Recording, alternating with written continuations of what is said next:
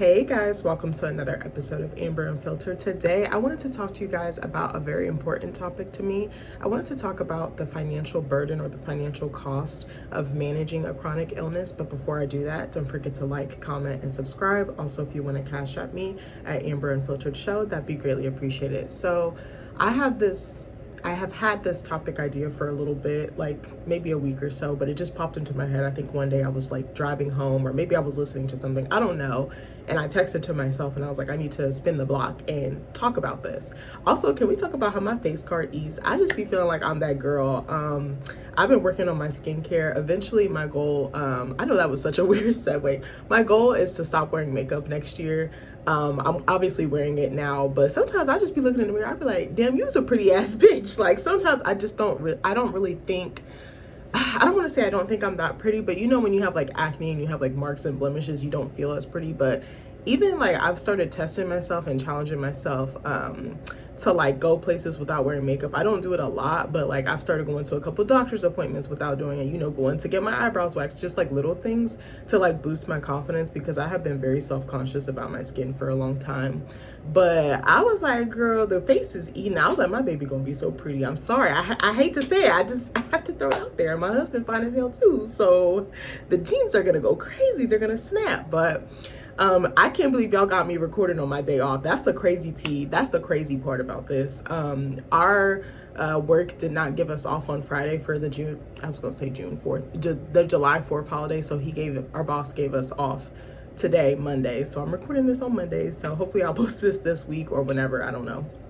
But yeah, as I was doing my makeup, I was like, ooh, like I've been really working on my skincare. I've been like working with my dermatologist. Now that I know that a lot of the things I'm dealing with are hormonal, I know like what to say in my appointments. I know what to ask for. I know like what I need, and I can advocate for that, which has been really validating. But she's been giving me like skin creams that kind of help minimize like the bacteria that helps it kind of grow back.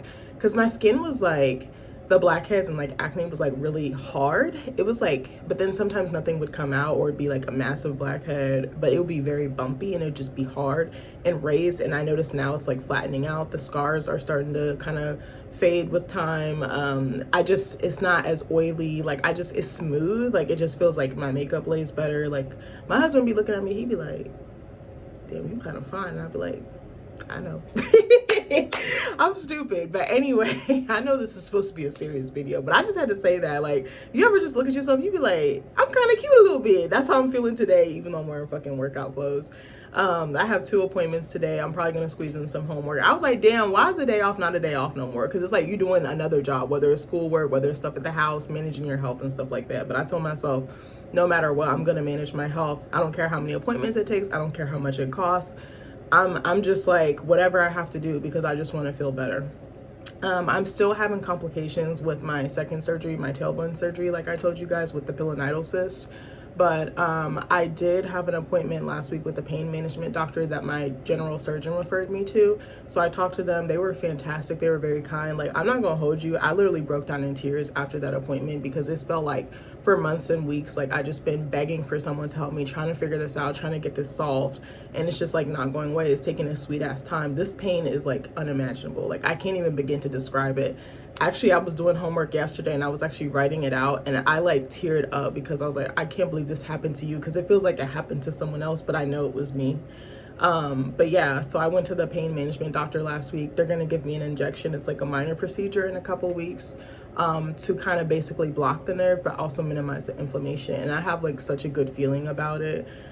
I'm like, whatever I have to do, again, I don't care how much it costs. I don't care how many appointments I have to come into, like, I will do it. But that kind of that probably was what spurred this video idea, if I'm gonna be real with you. So maybe I haven't had the idea for that long, but at least a week or so. So I wanted to talk about the financial cost of having a chronic illness, because I think one day I was just thinking, like, there's a lot that goes into it. Like, there's an emotional aspect, there's a physical aspect, obviously, but the financial part, it's so unexpected, because you don't really know what you're going to be signing up for, or how long you're going to have to like really maintain something, which is basically your whole life. Certain things, you know, certain ailments you can kind of manage and regulate, and then you kind of can leave it be. Like this is a bad example, but this is the only example I can think of that comes to mind. As far as my endometriosis is completely incurable. So there's no cure for it. You can get surgery, you can manage it with medicine, you can manage it with diet and exercise, but it still lingers dormant. But the best I could have done for myself was get that surgery, because obviously the medicine was making me like horribly sick, like sick as a dog. So I decided to do the surgery. Every now and then, sometimes I'll have pelvic pain, but compared to how it was before, I don't have any bleeding, I don't have any clotting, I don't have severe pain to the point I can't get out of the bed and some of the other symptoms. So that's managed for now, you know. But if it ever flares up again, I know what to do. I know what steps to take because I've already taken them before. That's one that I feel like, okay, I've got it to a good working point. The PCOS I'm still figuring out, because I feel like the hair is not budging. Like I still have, you can't see it, but I have like chin hair. I have like excess hair like in my armpits. Like I have like a little stash sometimes I have to shave, and I always thought it was normal, but then I'm like, no, it's not. And also the weight gain. Like I feel like with PCOS, you have like a little belly, so it looks like you have like a little purse, or like you're like kind of like a little pouch, like you're pregnant, or like you're a damn kangaroo. So I'm like trying to figure out ways to manage that, because I'm like, I'm doing everything I'm supposed to, and it just doesn't feel like it's working. I'm like, I literally can't lose weight. I'm actually gaining weight back. So again, I'm going to another doctor. I'm actually going to a weight loss doctor today to talk to them about what options I have. And I'm just like, this is actually insane. I'm actually doing everything I can in my power, but sometimes you can do that and it still won't take, you know, it still won't go away, or the symptoms still won't subside. But anyway, but I was thinking one day, because I was like, bitch, I be going to CVS like every week. I was like, I have never went to CVS so much in my life. I think probably these past 3 to 6 months, probably a year, realistically, I've gone to the pharmacy so many times and refilled so many times that I'm like thinking that's $10 here, that's $20 here, that's $7 here, $3 here. But I'm like, that adds up. And if you're going multiple times and getting refills and things like that, I was like, that's very expensive. Some of my medicine I have to like special order. Well, one of them, I was taking this one medicine called a Cab Trio. And it was basically to manage like my acne. So it was like this cream, it was like a 3-in-1 retinoid cream or something like that. And it had different ingredients to kind of help with the bacteria, but help with the dark spots and hyperpigmentation, because you know, Black people or people of color, when we get acne and we pop it and it blemishes, it darkens, you know, because the concentrated like pigment or melanin. But I had to get on that, but my insurance wouldn't cover it, so I had to like special order it from this pharmacy in Rockville, Maryland, and it was like $35 per like subscription. It was like, you know, maybe like a bottle like this big, and it had like a little pump on it, and you just do like a little piece size and apply it to your whole face. And that shit stung, but it did work. It was sting at first, which I feel like a lot of medicines do. But I also have very sensitive skin. I have a very sensitive like body overall. So any little thing can just set off especially my stomach. Like my stomach should be like, bitch, don't do that again. So anyway, also I have an appointment. Y'all know I'm notorious for recording, but right before I have an appointment, but something just got me out of the bed, because I was gonna sleep in, and it was just like, no, you really need to say this. You really need to put this out there. And this has been on my heart. And I even prayed before I hit record. But yeah, so that was interesting. I was like, $35 is actually pretty affordable, but I was like, that's still an expense to me. Some of my medicines, most of my medicines actually don't cost a lot, but it's when you have to keep going to get them, you know, the re-up. I sound like a damn drug dealer.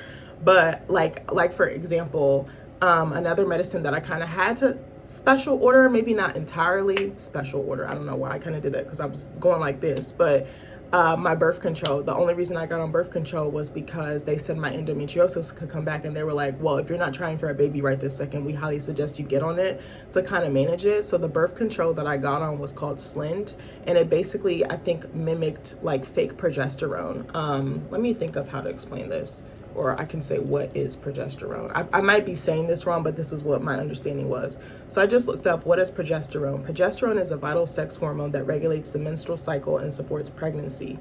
Produced primarily by the ovaries after ovulation, it prepares the uterine lining for fertilized eggs and maintains early pregnancy. Yes, so I had the synthetic version, which was progestin. But yeah, they're very commonly used in birth control and hormone therapy, because they were like, basically, if you're not on anything, you're not trying for a baby. Because actually, this is crazy to me, but they say that actually having a baby and like being pregnant actually keeps the endo at bay. So they suggest a lot of women to get pregnant, and they say after you get the surgery, you should try within that first year. But anyway, at least the first 6 months to 12 months. But so I was on Slind, which is it has progestin in it, which like mimics the progesterone, because basically without the medicine, the progesterone, which is the natural hormone in the body, can build up, and then it can thicken my endometrium, which can cause the endometriosis to come back, which is basically what I took away from it. So I was like, oh my God, my original, I don't want to say my original my endometriosis OBGYN, because I have two. I have one for my endometriosis and one for my PCOS. And that's another thing. I have multiple doctors for different things. It's not like all in one where I can go to one for like 3 things or one for 2 things. Like I have to kind of break them out because it's so niche. And not to shit on my doctor, because my endometriosis OB, he's fantastic, but I don't think he really specializes in PCOS, and I was like, I really want someone who deals with it. And my doctor, she's actually my PCOS doctor. She's a Black woman, and she also has it, and she also had issues conceiving and stuff like that, but she eventually conceived, and her sister also had it, but also had a baby. So actually, I don't know if my OB has kids, but I think she does. But it felt like I really needed to go to someone who really could hone in on this and like knew a lot about it. But my endo doctor, he's fantastic. But he had told me to get on birth control. He was like a low dosage, and he wanted to prescribe it to me, and I told him no. So then I was like, okay, he just told me like, okay, you're good to go. You had the surgery, like no, go make a baby. And I was like, that's so simple for you to say. I was like, I have PCOS. I'm missing a period. Haven't had one for 2 or 3 years. My cycle is irregular. Then when it does come, it rains all hellfire. Like I was like, I need help managing. And I knew some of my other symptoms, like the weight gain, the chin hair, bloating. Like I'm always bloated. And sometimes certain foods, or like if my hormones and things are out of whack, like I can become more bloated, and it's just like more puffy and it's more painful. Like it's really insane. Like sometimes I notice like my stomach will be like out to here, and then sometimes it'll be like in, and I'll be like, what the fuck is that about, bitch? And I always used to like body shame myself, like, oh my God, you have a gut, you look pregnant. And people will always ask me, are you pregnant? I'm like, no, bitch, I'm fat. Like, mind your business. But anyway, so I forgot what my long ass point was. So I say all that to say, where was I going with that? I don't know where I was going with that, but I'm sure it'll come back to me. But yes, I was talking about going to the pharmacy. So I was talking about my birth control. So I got on Slind, which is a very low dose progestin. And for that one, my husband's insurance, he has great insurance. He has a Cigna plan. It's fantastic. Like his insurance is so clutch. Like when his contract ended, because he's a government contract worker, I was like, oh my God, I was freaking out, because I was like, this insurance has literally been saving my ass. Like before, we used to have separate insurance because it was just easier for us, and it was a little bit more affordable. But with me being sick and not working a traditional job for a little bit, I just jumped on his. His insurance is fantastic. So I was like, that coverage is very helpful for me. Even though the shit is still expensive with insurance, I was like, I'd rather have it than not. And my work, unfortunately, doesn't offer it. So, what I was saying was the birth control was not covered by his insurance. So it was like $35 every time I went to go get her prescription. I was like, that's expensive, because I think it was like a 3-month. So that's like almost $100. That's like $90. And then appointments cost a lot of money. $20 copay here, $40 copay here. Don't let me have multiple appointments in a week, because you know that's the story of my life. Today I have 2 appointments. One will be $20. I think the other one was $20. That's $40 in one day. Don't, and if you have multiple throughout the week, if you have upcoming, like it's just a lot. And I wanted to talk about it because I was like, I said to my husband, I said, I should go back and look at all my receipts in like the CVS app or something and see how much I've spent in medicine. Because I was like, I'm just curious. It has to be, if I had to guess, and then plus my surgeries, because you have to get medicine there. So I'm trying to think. And my husband helps me, but I think I primarily take the brunt, because I'm like, it's me that's sick. It's not you. Like, he'll try and help me when he can, and he does. But, I'm prideful. I'm like, I feel like this is my responsibility. Like, no one else should be taking care of this for me. You can help me, but really it's ultimately up to me to manage it. But I was like, damn, I wonder how much I've spent. If I had to guess, probably $200, $300, $400 easily. Maybe I'm overselling it, but I know it has to be it's got to at least be $200, $300 easily, probably more than that. So anyway, let's get into my point. So I put into Google the financial cost of having a chronic illness. Also, if you hear a noise in the background, it's my rickety ass heater. I was going to turn it off, and then I turned it off before I hit record, and I was like, bitch, I'm cold, because I have on shorts. But I was like, if I put on a blanket, I know I'm going to get hot. I swear to God, I can't make up my mind with temperature. I'd be feeling like I have menopause, and I'm not trying to shit on women that have menopause, because I hear it's fucking horrible. There's a lot of women around me that are going through it right now, and they're telling me about it. I'm just like, this sounds like some bullshit. And it's like, so you're being punished because you can't have kids no more, and because you don't have a cycle, the natural thing to regulate your body. I was like, that's kind of fucked up. But anyway, So let's see. So the financial cost of a chronic illness extends far beyond medical bills. And I definitely want to read that again and say that again. The financial cost of a chronic illness extends far beyond medical bills, because it does. It's your mental, it's your physical, it's your wallet. It like changes your mood, and it changes the fabric of who you are as a person. It changes your psyche. Before I really get into my point, shout out to my mother-in-law. I love you. She had texted me yesterday, and she was just checking on me, and she was like, how's it going? I know you, because I went and got a second opinion because I wasn't sure my surgeon was giving me the best care. So me and Nick decided, okay, let's go to get another opinion. So I can't remember if I told her, if he told her. I don't even fucking remember. And also that's another thing, like time when you're going through this is like, the only way I can capture time is like if I look at my phone and look at my camera roll, because I literally can't remember shit. Like I'm like, that seemed like it happened so far long ago. It seemed like it happened to someone else. Like I told you, like it's like I'm just in a bubble, and I'm on an island. Like I'm just insulated by my grief and insulated by my illness, the chronic nature of it. But she had texted me yesterday checking on me, and she was like, how are you doing? I said, bro, I'm actually struggling right now. Like a lot of people don't know this, because I smile, because I show up, because I do what I'm supposed to do. Like whether that's work, whether that's showing up for family or other things, or other social obligations. But I was just like, bro, I'm actually struggling. Like I don't know how I'm doing right now. And she was just asking me questions, and I was like, yeah, I'm still having issues. This is 3 months post-op, and I should be fine, but I'm not. I've taken a lot of hits. Like I'm the one that has to call out of work. I'm the one that has to leave early. That affects my paycheck. That affects what I bring home. That affects what I can afford. But not that. But then I was like, I started to censor myself, and then I was like, no, I'm about to say the truth, because I was like, I'm not about to lie. And I was like, it has been absolute hell, honestly. Like I told you, I cried after seeing the pain doctor, but there's been so many times where I just have felt broken. I have broken down, and I have felt broken. And the only thing that has really gotten me through, which I don't even know if I'm getting through it, I still feel like I'm going through it. I feel like grief is like a mountain, and you have to climb it or go through it, or like a valley, or like remember that movie The Gorge? It kind of reminds me of that. Like you just have to go through it. You can't go around it. You can't take a shortcut. You just like have to directly address it. And it's been hard for me. But I felt like that, and I feel like no one actually understands how I feel. Like I can explain it to people, but like unless you really go through it, unfortunately, you're not really gonna understand. Like it just, actually, I was talking to my therapist. I just started therapy again. This is my 3rd time seeing her. I have an appointment like an hour with her. But we were talking about that. Like she did something really cool. She made this timeline, and she was like, when did you start feeling the grief? And I realized it has been building up since last summer, when I first went to figure out what the hell was going on with my body, with my reproductive system. And that's when I found out I had endo and all these other things. But I was like, I started feeling lonely, and I started feeling isolated. And I started feeling like I couldn't trust anybody to share with them and open up with them. It's not that anybody was doing anything wrong or bad. Nobody had ill intent. It was just like, I don't think people knew how to address it, and I don't think people knew how to help me. And I didn't know how to ask for help or what to even ask for. But then I remember like hiding stuff, because I didn't want people to worry about me, because I'm always the strong one. I'm always the responsible one, the one that people know that they don't have to worry about. But it's like, maybe you should worry about me.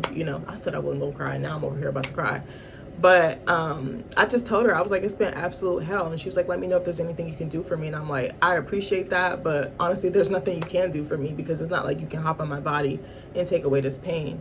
But yeah, I forgot where I was going with that. But that exercise with my therapist helped me pinpoint the grief and how to work through it. And the way she broke it down at the end of my session was like, we're in this room together. She's like, there's a room next door. You can put your pain, you can put the sadness, you can put the isolation there, but let's come into this new room and let's kind of breathe and work through it, and let's welcome joy into your life. And I told her that I was like grieving because I really wanted to be a mom. And I was like, it had been hard for me being around people with kids, especially family. Like for a little while, I like avoided my niece and nephew, and y'all know I love them down. As soon as I see them, I'm like, give me the baby.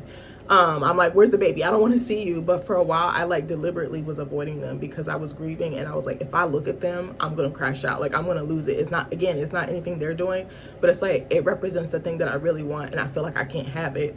And I think I told y'all, or maybe I didn't, me and my husband kind of had a tiff, because we had talked about last year trying this year, and then all this stuff blindsided us, and it changed my mind, and it clouded my mind. And I feel like I wasn't myself, and I thought the things that I used to want, I didn't want them anymore. I didn't want to go to school. I didn't want to be a mom. I didn't want a baby. Like it felt like everything was just slipping through my fingers like fucking sand or something.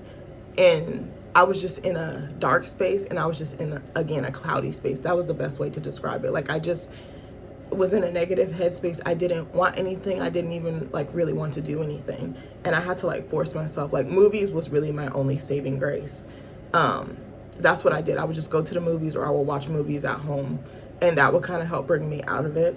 But I felt like I was lost at sea. Like, I was just floating, and there's just water all around me. There's no island, there's no shore, there's nothing, no help, no rescue. That's kind of how I felt. But anyway, I forgot where I was going with that. But anyway, let me go back to the point. So it says patients face compounding out-of-pocket costs, deductibles, co-pays, and non-covered therapies, lost wages from reduced work hours, which is what I said earlier, and indirect costs like specialized diets, assistive devices, and paid help. That's what I'm talking about. Like I said to y'all, like I leave work early, and I try really hard if I have multiple appointments, I'll make them on the same day so that I don't have to keep taking time off. I try to do them all in one day. But again, that does add more pressure, because now I have to be certain places at certain times, and I have to get out of the office in a timely manner. And I love my boss to pieces, but that man can talk. And I'm like, TikTok, like, we gotta go. So what else I was gonna say was that the other part, sometimes if your insurance doesn't cover it, specialty therapies. I'm gonna be real with y'all. I try to look for an intimacy therapist, because I was like, I don't know, having endo was like affecting that. So I was like, I wanted to try to find someone that could help me relearn my body and relearn like connecting with my husband. And that shit was so expensive. It wasn't covered by insurance. It was like $160 an hour per session. And I was just like, I can't afford that. So I was like, I guess I just have to figure it out on my own. And I wish that there was like a coach or some type of mentor or guide that could help women who deal with this, because it does take a detrimental toll on your marriage and your self-esteem and how you view your body and like pleasure and things like that. But anyway, my diet I wouldn't consider it fully specialized, but I do have to be careful about what I eat. And I do spend more money trying to maybe I don't want to say spend more money. I spend my money differently in what I eat, especially like my snacking and stuff, because I do tend to have sugar cravings, salt cravings, and things like that. I try to look for organic. I try to eat gluten-free. I try to find stuff with like less salt, like reduced sodium and things like that. So I guess that could be considered a specialized diet. My dietitian mentioned Mediterranean diet, but I don't think I'm really there yet. But even with that, I've switched to completely more like chicken and fish. Sometimes I will eat beef. I'll have a steak or a burger here and there. Sometimes I'll be eating fries. I'm not supposed to, but like I try to really actively participate in what I put in my body and think about things that make me feel good. I don't always get it right. I've definitely lapsed in the last couple of weeks because I've been emotional and just like stressed and things like that. But I was like, we need to run it back. We need to circle back. And that could be contributing to the weight gain. But I feel like even when I was eating those foods, I wasn't gaining as much weight back. So I was like, something's happening here. So it says that the total financial hit includes medical expenses, deductibles, co-insurance, and non-prescription or alternative therapies, with about $1 trillion spent yearly on chronic diseases in the U.S. medical system. The 5% of patients with multiple conditions account for roughly half of this cost. And that's another thing. I have multiple conditions. It's not like I just have one major one. Like I have endometriosis, I have PCOS, I was pre-diabetic. I just got out of that by working very closely with my dietitian. I'm having pain from this other surgery. So it's like I have several things going on. My sleep is shot to hell in a handbasket. Like it's just like trash for me right now. I'm like, my body is like, girl, systems down, systems go, bitch. So it says lost productivity and income. And that's another thing I wanted to touch on. When I'm at work and I'm in pain, it's very hard for me to focus. I feel, again, like that cloudiness. I feel like something's blocking my vision. Something's blocking my my drive, my desire, my like goal of just producing high quality work, or as best as I can work. It says missed work days, diminished earning capacity, and forced early retirement heavily burden individuals. Lost wages often amount to thousands annually, disproportionately impacting older adults and people of color. And I was thinking too, my boss's wife recently was like, hey, since they know what's going on, like we're very open, I share everything with them. And they were like, can you just fill out a PTO slip whenever you need, whenever you need to go to the doctor? And I was just thinking to myself, I've never been that girl that has taken this much time off. And I was like, I would just like to go on my employee folder and just look at how many of these I fucking filled out. Because I swear to God, it's like every week or every other week I'm at an appointment. And it's mostly for this injury or this I don't want to say injury, the complications from this other surgery. Because the pain is just that bad and it hasn't really gone away. Like it's calmed down, but like it's still there, it's still persistent. And they're like, well, maybe it's a nerve. And I'm like, bitch, I don't care what you gotta do, get the nerves in order, baby, get them to calm down. But I was thinking about that. I was like, I wonder how many of these have filled out. And if you know me, I never used to take time off. It took me a long time to be like, even get to the point of like, I'm gonna take a self-care day, I'm gonna work half a day, and then I'm gonna go get Panera, I'm gonna cook, I'm gonna have some wine, like do me, or go get my nails done. But now it's just like, I feel like I spend my days off going to the doctors, and I'm just like, bro, even when I was working at the coffee shop, it was like the same thing. But it's like, if I don't, I tell myself, if I don't get in front of this, if I don't take care of it, it's just gonna keep persisting and it's gonna keep being an issue. So either I can suck it up and just deal with it, or bitch. And I'm like, all the energy I would spend bitching, I could have already been resolving this or trying to figure out a plan. Because when I go into the doctors, I'm like, what's the plan? What are we doing? What do I have to do? How much does it cost? Tell me where to sign. Like, I'm just so proactive about it now. Like, it's made me much more aggressive. And I used to be like, oh, I'm just going to wait to pay stuff. Now, if I make a new patient appointment or make an appointment, I just go ahead and pay it now. Because I'm like, that's where the debt accrues. Like, it just starts stacking up. And I'm like, again, I don't care how much you have to spend. Like, it's for your health, it's for your better good, it's for your longevity. Because I didn't really think about these things before. I just was like letting stuff slide. I was just like not taking very good care of my body at all. Not taking care of my body at all. I was just treating it like trash, like honestly. And now this has made me step up. And like, even when my eating is shot to hell in a handbasket, I still work out 4 times a week. There's been days where I'm like about to fall asleep on the treadmill because I'm dead ass tired and just the fatigue. And I'm just like, no, like I just push myself. Like I just really care about my body and I really want to give it the best chance. And I don't know, I'm in a different headspace. So I forgot what I was gonna say after that. But then I don't even think about my check. I don't really look at it like that. I'm just like, whatever I gotta do. Cause usually I will try to, like I said, I'll try to book 2 appointments in the same day. And another cheat code I do is I will try to not make my appointments in the morning. I usually, well, unless that's the only one that they have and I don't really want to wait. Like for my second opinion with a different surgeon, he didn't have any afternoon appointments because I think my surgeon was doing, the other surgeon, excuse me, was doing surgeries or procedures in the afternoon. So I kind of really had no choice. But something else I'll do is I'll put my appointments later in the afternoon. What sucks is most of the time it's usually like 1, 2, 3 o'clock, but I'll try to push it back as late as I can, and then I just work through lunch, so that way it doesn't hurt too bad. Usually I'm at like the 5 to 6 hour mark, and I'm like, okay, losing a couple hours really isn't that bad. Like 2 hours is, to me, is not that bad. Now if it was like 8 hours, then I would be like, we have a problem. But I really try really hard to do that. And actually, I'm very fortunate that most of my doctors are local. Probably about 98% of them are local. I have like 1 or 2 doctors that are far away. Like my endometriosis OBGYN is like barely an hour from my house, probably like 45 minutes from my house. And my endocrinologist, which is like a hormone doctor, she's like another 45 minutes. And actually, the weight loss doctor I'm going to is like 35 minutes away from my house. So maybe that's 3, but all the other ones are local, like right up the street from my job. So I'm like, I'm very, very lucky. I'm very fortunate. I'm very blessed. But I intentionally made all my doctors close to my house. So if anything were to pop up and I just needed to shoot off, then I could just do that, or duck off, whatever. I don't know why I said shoot off. So it says lifestyle and daily living costs. Everyday tasks require adjustments. Girl, I'm gonna say that again. Everyday tasks require adjustments. That is no joke, because the body you had before is not the body you have now. And that's something I think I'm still working through, and I'm still honestly struggling with, and it can be challenging because I have it in my mind, oh, I'm gonna do boom, boom, boom. Like today when I woke up, I was like, I'm gonna do this, I'm gonna do that, I'm gonna do that. And then I was like, stop, slow down. Whenever I start getting like that, I'm like, slow down. I'm like, what can you realistically do? Sometimes if I think I'm gonna do, my list of 5 or 6 things, I'm like, let's do 3. Let's scale it back. Like yesterday, for example, I woke up early to do homework because something was due yesterday. So I spent like 5 or 6 hours working on that. Girl, I was fucking wiped out. Remember that episode of SpongeBob when he was staying up all night to work on that essay and all he wrote was the word the? That was me, bitch. I was like literally on my floor right there, because I told you my spine, my tailbone, my butt still hurts from the complications with the surgery. So I had sat here for like 4 or 5 hours at my desk, and then I finally just ended up laying on the floor because my butt started to hurt from sitting in the chair. This chair is ass, by the way, but I'm gonna get a new one. But that was me yesterday. I was like, girl, and then by the time I finished that, it was like 1, 2 o'clock.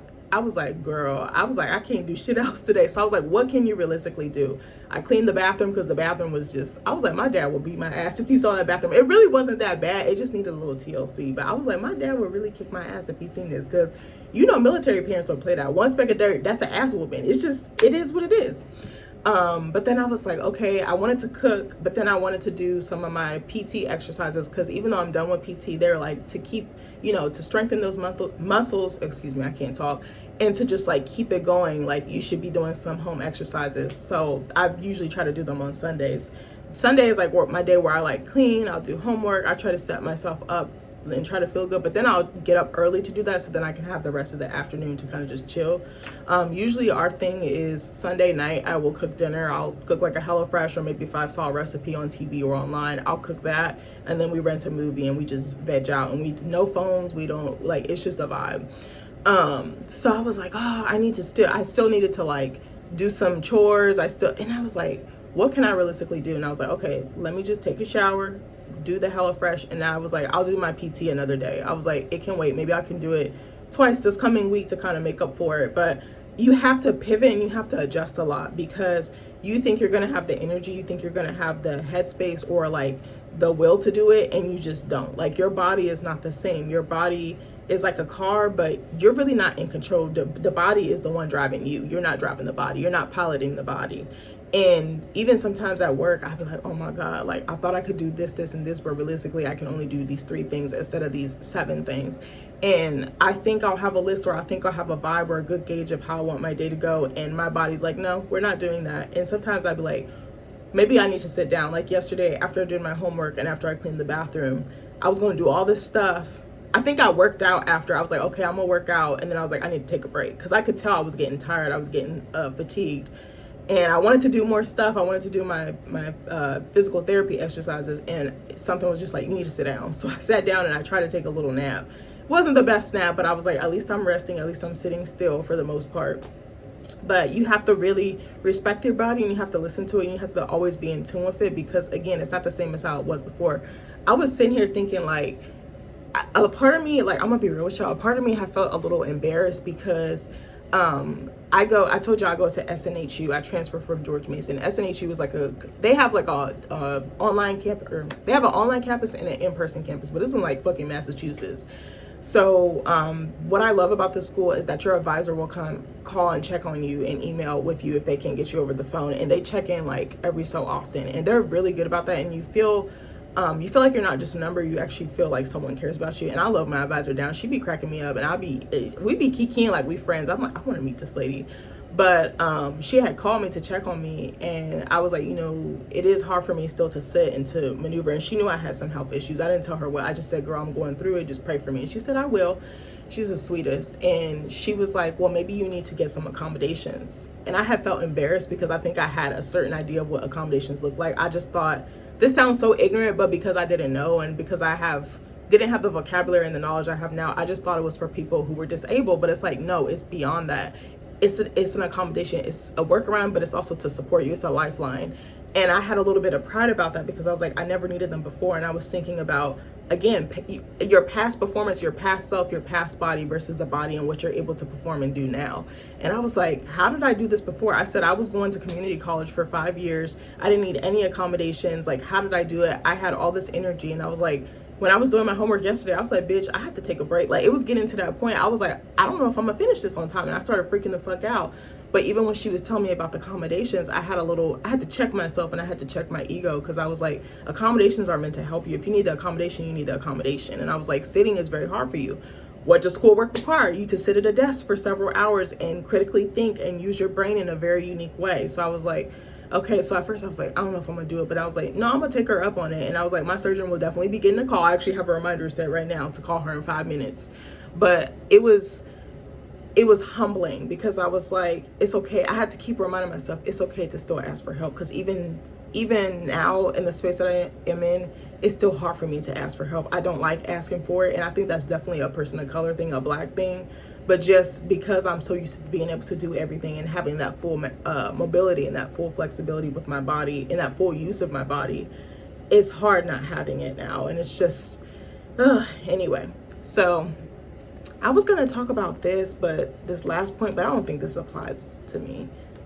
But anyway, let me go to the next part. I'm sorry, I got distracted for a little bit. So I said the emotional aspect of having a chronic illness and the financial cost. So it says living with a chronic illness involves what is often called the chronic illness tax. I've never heard of this before. The physical toll paired with the compounding costs of medications, specialist visits, and equipment. That's what I'm saying. A lot of the doctors I see are specialists. They're not just like a primary care or anything like that. And a lot of primary cares have specialties too. So specialist visit is usually $40 a copay, or it could be $60 or $80. My fucking sleep doctor was like $80. I was like, bitch, I know you lying, but I think they forgot to charge me for 2 copays. And I was just like, you just gonna spring that on a bitch, like no warning? So it says it frequently triggers a cycle of grief, isolation, and financial anxiety, where managing the condition and paying for care dictate everyday life. And it does, because it's like, what can I afford? You have to think about every purchase. And we're living in a time where it's just financially exhausting for a lot of people. People can't afford the things that they used to anymore, myself included. Like, and I'm pretty responsible with my money, but when you have an illness and it takes over and all these unexpected costs come up, it feels like them bills is ganging up on you. You feel like you about to get jumped for real. Like, I still have bills now that I'm like, bitch, I haven't paid them yet, but I'm like, I know I'm going to. I'm mentally preparing myself to, and I always, sometimes, like, if I have some type of debt or some type of outstanding bill, I'll wait and then I'll try to save and get it, or I'll get some extra money somehow and then I just pay it down as soon as I get it. Like, that's always been my plan. I'm actually saving right now for something that I really want. I can't tell y'all what that is, sorry. But I was like, once I save and get that, I was like, I'm knocking these bills out. Like, I already have plans. I am my mother's child, my birth mother's child, because she's very good with money like that. But it's like, damn, I'm trying to take care of these bills, trying to keep myself afloat with everyday stuff. And like, I'd be thinking like, what am I spending my money on? Okay, food, okay, gas. It's shit I need. And I always used to beat myself up like, oh my God, I don't have no money. Like, in my mind, I have money, but not the amount that I wanted. But I would be like, well, shit I need. Like, I'm using up my lotion, I'm using up my deodorant, I need this stuff. I can't go without it. Like, you know, that's the same approach I take with my medicine and like my health. I'm just like, it's stuff I need. Like, I'm not coming here for no reason. There's a reason, you know? And there's a lot of maintenance that comes with managing a chronic illness, and that can be hard too, because sometimes it's exhausting. Sometimes you just want to give up. Sometimes you don't even want to deal with it anymore, but you're like, if I give up. There was actually a point, to add to that, there was a point with this whole stuff with the complications for my second surgery where like I just wanted to give up. I think I had it. I felt so defeated because I was like, nothing is changing, nothing is happening. I'm doing literally everything she told me to do, and nothing is working. And I just wanted to give up. And so many people were in my ass, mostly my coworkers, because they saw, you know, they're with me every day, and my husband. And I just was like, I'm not gonna do anything. Like, I don't care anymore. And I was gonna stop going to appointments. And then I think something just woke up inside of me. It was like, you have to get up. You have to pick yourself up. And that was really hard because I'm not a person who gives up easily. I pride myself in seeing things through and getting to that finish line. And it was just like, I'm so done. I'm so tired. And that's another thing. You just be so tired all the time. And it's like, I wish somebody else, actually, no, I don't wish somebody else could deal with this. That's not what I wanted to say. It feels like it's happening to someone else, but it's really you. It's your reality. So it says the emotional toll. Grief and loss. Patients often mourn the loss of their pre-illness health, independence, and career trajectory, and that's definitely me. Guilt and shame. The inability to meet physical, social, or professional expectations can lead to unwarranted guilt and self-blame, and that's definitely been me. Now I've taken a step back. Like, I don't be going to all the functions with family and stuff like that. I'm like, if I can't go, I can't go. Like, I'm sorry. Like, for Father's Day, like, was it a key example? Like, my husband was like, are you coming with us? Because they were going to go to like a brewery, because you know white people love to drink beer, child.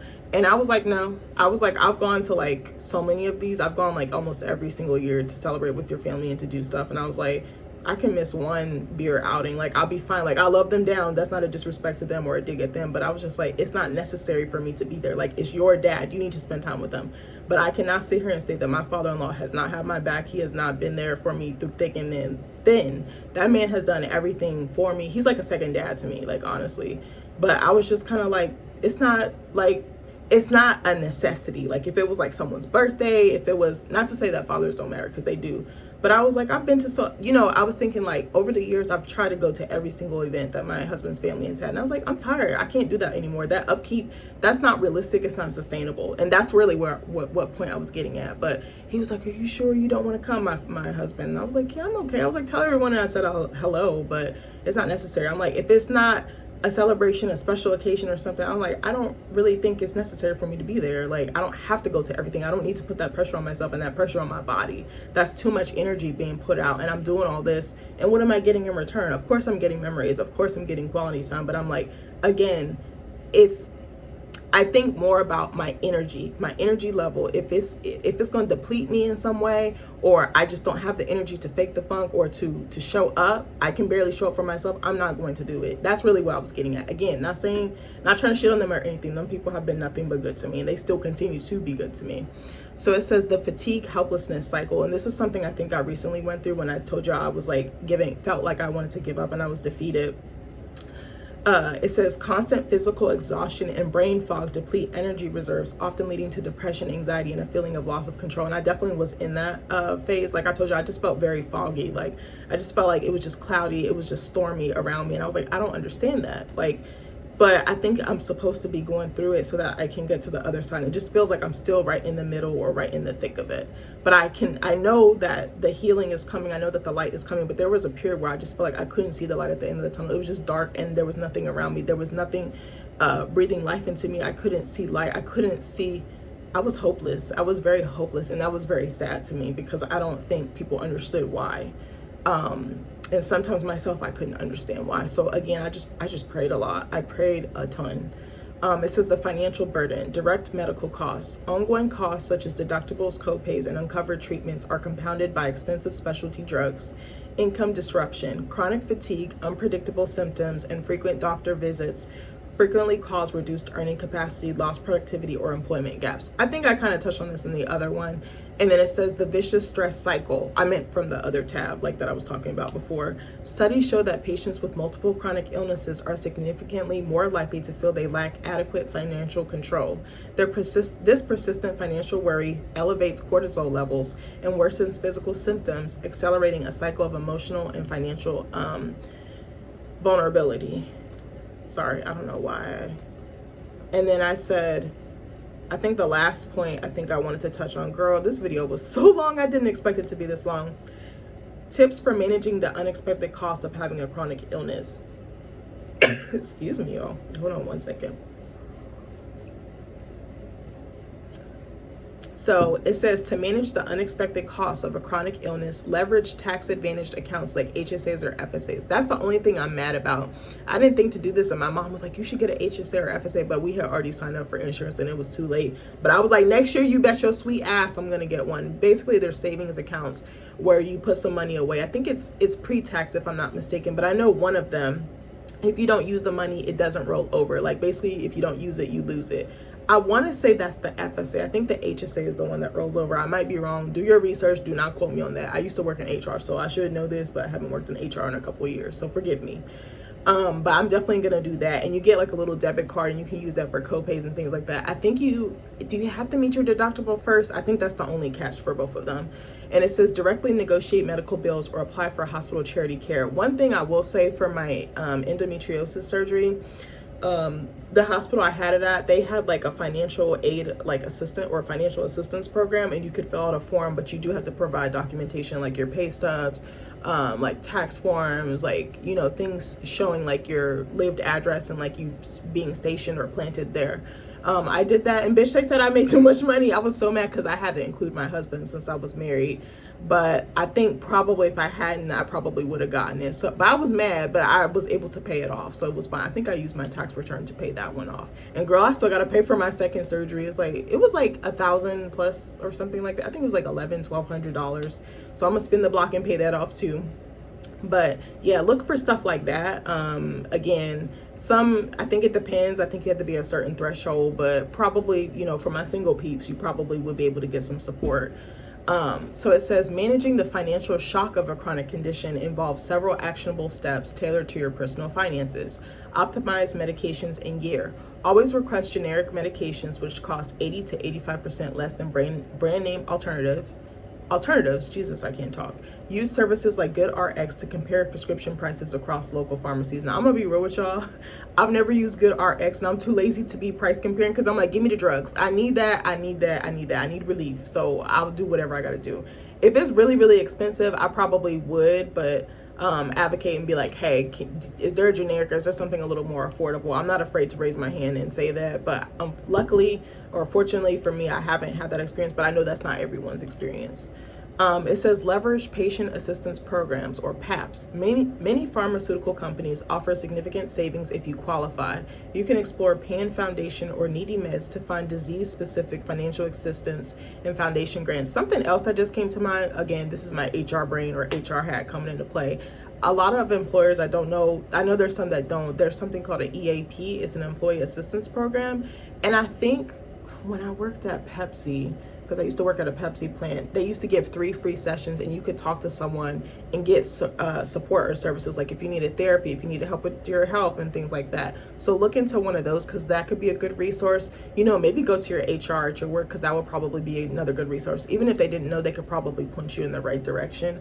I think I want to say that getting a therapist is something that would be behoove you, because I didn't have one for a little bit, and I think if I had one, I would have been a little bit more stabilized in my emotions. And now that I'm back in therapy, I'm like loving it. I'm like McDonald's, I'm loving it, baby. But I knew that I couldn't handle this grief on my own, because it just felt like I was just so stuck. It felt like I was in like quicksand or something like that.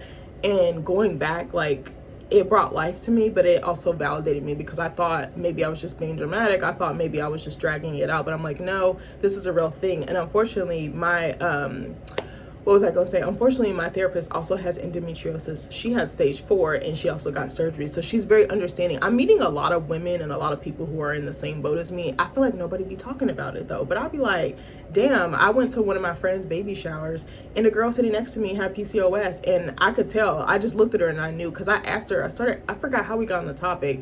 And then there was another girl at the table saying that she has some mysterious thing going on with her body, but no doctor could figure it out. And I pushed her. I said, not to be in your business, sister, but I was like, you need to find another doctor. I said, you need to get another opinion. You need to get that looked at. Like, I was like, don't be stupid like me. Like, we had a whole conversation at someone's baby shower. I was like, only me. But now I remember I went to go get some workout gear for the first time, because I don't really be buying proper gear. Nick was on my ass about it. And the girl helping me, she also had PCOS, and she was talking about how she dresses for her body, because a lot of the times we have the belly and stuff will get snagged and like unflatter your stomach, and then you just feel like a fat ass bitch, and you're like, I'm not, I just have something that is out of my control controlling my body.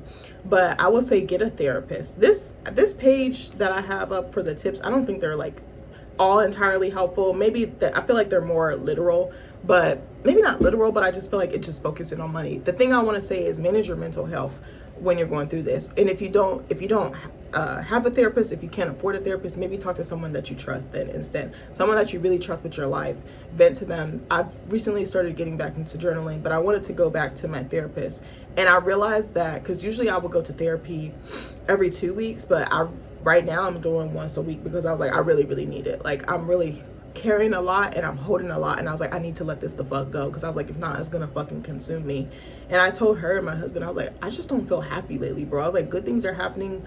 People have been good to me. I've been having good experiences, been having a good summer, been getting to see my nieces and my nephew, been getting to do some really cool stuff. But I was like, bro, I'm not happy. It's because I'm not fully myself. I'm not fully able-bodied, you know what I'm saying? And that's been hard for me, because I'm a person, again, I like to shake and move. I like to do things. I like to be outside. Sometimes I'll get in periods where like I really, really want to be outside and doing stuff, and then other times where I just want to be in the house. I want to be in the cut with my man, with my dog, and just be, nobody know where I'm at.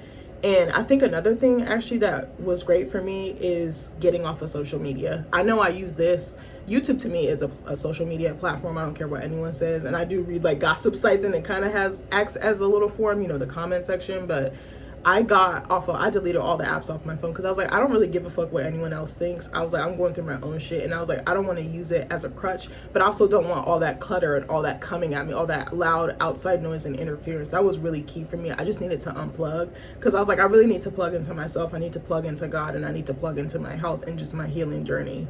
That was a huge decision. It came out of nowhere, but it was like, I think it was perfect timing. And sometimes I'm like, oh, I think I want to get back on. I'm like, nah, I'm cool. Like, I don't need other people's thoughts. I don't need them shaping me and influencing me. I really need to just like lock in with myself and really take good care of myself. Because I'm not going to be good service or good to myself or anybody around me. And again, I just really want to feel better. That's my whole goal. That's why I've been busting my ass going to all these appointments. I swear, I think I had like 6 or 7 follow-up visits with my surgeon. That's not normal to me. And I'm just like, I told her one time, I was like, sister, I'm tired of looking at you. I said, I love you, but I don't want to see you again. Like, I don't want to see you. And she was like, I don't want to see you either. I said, girl, you and me both. Like, I was like, you know? But I think that was what I wanted to touch on, because I think that was something that surprised me about this, but also the emotional toll. I think all of it actually surprised me, but the financial toll, I was like, I was not expecting this. I was not prepared for this, and I'm a person who likes to prepare. So this just threw me completely off guard. It like completely blindsided me. But it's a huge responsibility, and you have to be really responsible, even when you don't want to be, even when you feel like you don't have enough money, even when you want to save or other expenses come up and like just fucking pillage your account. You just have to be on point with it, because I realize if I don't be, like, I'm the one that's gonna suffer. No one else is gonna suffer. No one else is gonna experience this pain like I am. So I just take the approach of whatever I have to do, I'm gonna do it. And I really implore you guys to do that. And I implore you to go get checked out for anything, any pain, any ache, because you just never know. It can manifest into something else. And if a doctor treats you horribly or treats you like trash, you're more than welcome to go see a different one. That's what I've done. I've done it a couple of times, and it's worked for me, so it can definitely work for you. But hopefully this video helps someone. I wish more people talked about this. I wish that people didn't glamorize having health issues or chronic illnesses, because it really is not glamorous at all. It's actually really soul crushing, and it really changes you in a way that you're not prepared for either. Like, fundamentally, you just start thinking different, you start moving different, you kind of fall back and you fall into yourself, but you are pouring into yourself and you're trying to dig yourself out of this hole. It's very emotionally heavy, but I know I'm gonna get better, and I know I'm gonna be okay at some point. But anyways, I just wanted to talk about this, and I did not expect to talk this long, but here we are. But I love you guys. I hope you take away something from this. Let me know in the comments what you think. Give me some more topic ideas off topic. I've been just randomly making topics, but if there's something you want me to talk about or you want me to research, I'm more than happy to do that. I love you guys, and I'll see you in the next video. Bye.